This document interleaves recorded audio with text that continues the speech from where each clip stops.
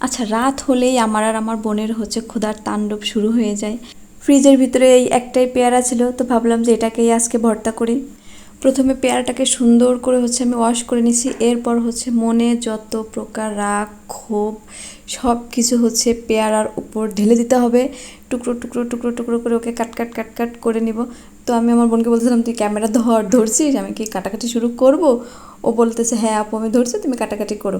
ও বলার পর হচ্ছে আমি কাটাকাটি করা শুরু করে দিছি। এতটা ছোট ছোট টুকরো টুকরো করছি যে যার দাঁত নেই সেও এগুলো অনায়াসে খেতে পারবে।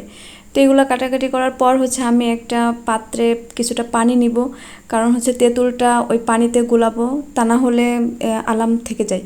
আর সুন্দর করে চটকিয়ে যদি গোলানো হয় তাহলে ওই তেঁতুলটা পেয়ারার সাথে একদম মিশে যাবে। আচ্ছা, পেয়ারা মাখা খেতে কে কে পছন্দ করেন অবশ্যই কমেন্ট করে জানাবেন। এদিকে আমার এখনও কোটাকাটা হয় নাই। যাই হোক, আমার কোটাকাটা একদম শেষের দিকে, এগুলোকে আমি এখন হচ্ছে একটা প্লেটে উঠাই নিব। আচ্ছা, এরপরে হচ্ছে আমি সেই তেঁতুলের গোলাটা এখানে বানিয়ে নিব আগে। তো বানানো হয়ে গেলে এর ভিতরে হচ্ছে আমি দিয়ে দিব কিছুটা শুকনো মরিচের গুঁড়ি। এরপরে হচ্ছে পেয়ারাটা দিয়ে দিব।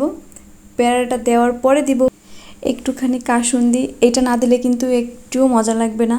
কাসুন্দি দেওয়ার পর হচ্ছে পেয়ারাটাকে সুন্দর করে একদম কাজের বর হাত দিয়ে মাখাতে হবে। মাখানো হয়ে গেলে এটাকে নিয়ে চলে যাব হচ্ছে একদম বেলকনিতে। বেলকনিতে বসে বসে এটা খাওয়ার মজাটা জাস্ট অসাধারণ ছিল, ভীষণ ভালো লাগছিল। সবাই কিন্তু ঘুমাই গেছে আর আমরা হচ্ছে রাতের বেলা বসে বসে এখন পেয়ারা মাখা খাচ্ছি। আজ এ পর্যন্ত, সবাই ভালো থাকবেন, সুস্থ থাকবেন। আল্লাহ হাফেজ।